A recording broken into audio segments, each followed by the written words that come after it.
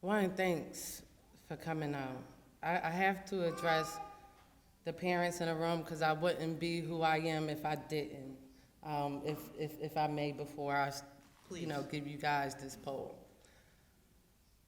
I went through this system myself with my 3 children, which took 5 years to get all 3 of my children back home.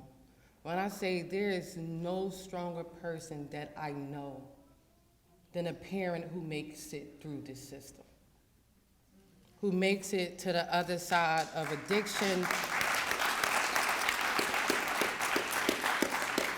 'Cause when he said something about a soldier, and I'm sitting there, and like that resonated with me, because although my children are home, and it took that 5 years for them to get home again, I'm still dealing with the PTSD after the fact. I'm still dealing with the residual effects of that separation with my family.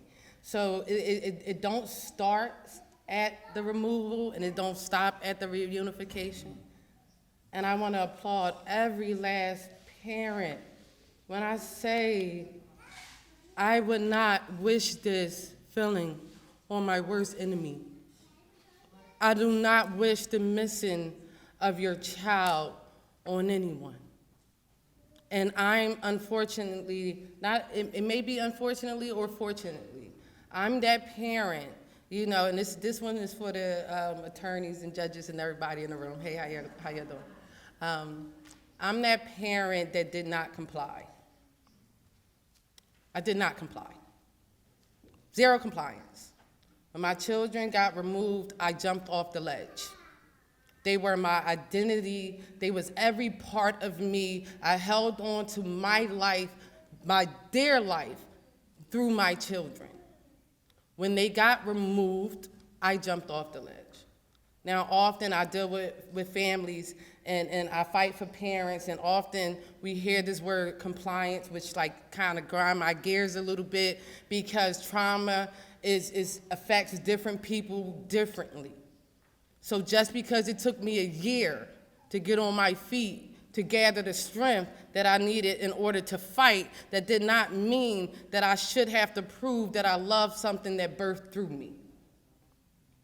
So I often challenge people when we have these narrow notions of what we put on people. We say she's not compliant. I was placid. They said, April, you're not responding correctly. And I say, well, how am I supposed to respond correctly when you snatched the only thing that I knew, the only thing that was good in my life of trauma was my babies? So how do I respond to that? And how do you tell me as a human being that I'm supposed to respond a certain way? A lot of this can be alleviated by understanding trauma and understanding, or just empathy and compassion for the ones that we serve and the people that's surrounding us. I often sit here and think, and they said, well, April, you got your kids back, so why are you sitting here fighting that same law like ASPA? Why are you sitting here fighting for all these families? And I said, because I know what it feels like, and I don't wish that on anyone. I wish that I had myself. I wish I had one person that was empathetic, that didn't look at me and say junkie. One person, in my case, that didn't look at me and said, oh, April had just went through this traumatic trauma. I was just sexually assaulted, right? You went through this traumatic trauma, and maybe you're not mentally there because of all this trauma you just had.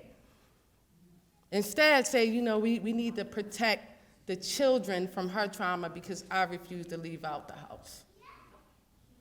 Empathy goes a long way in this field, and that goes for anyone that's serving any parents. And I wouldn't be the director of Client Voice if I didn't say something to you guys. Because I'm sitting here, and I'm like, oh, man, I don't think they know who they got to come talk.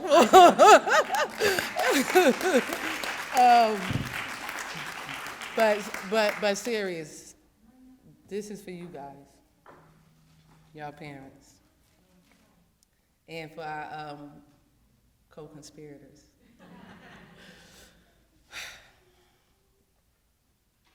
I find myself at a loss for words about things that are absurd, like the voices that go unheard, of the men and women crying while babies and children are dying.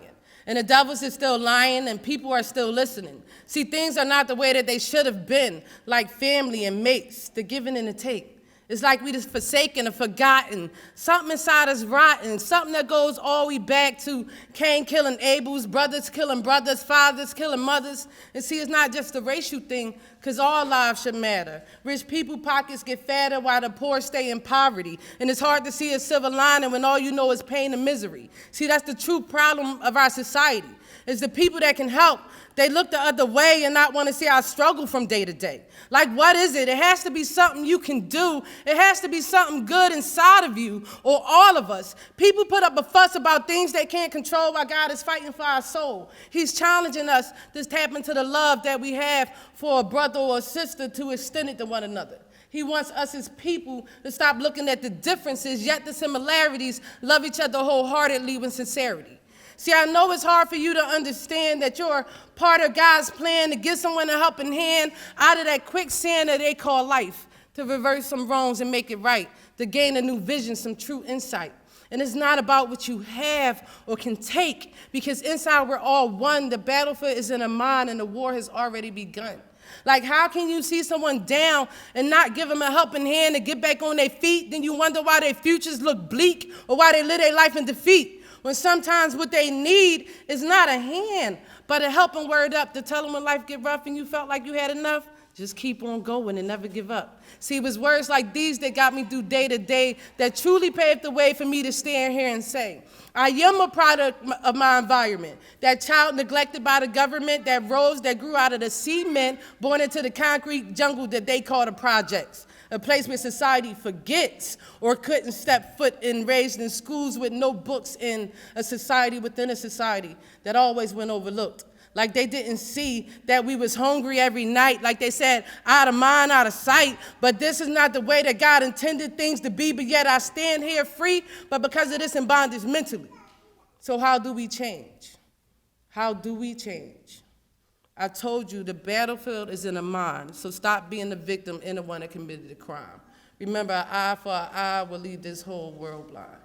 Thank you.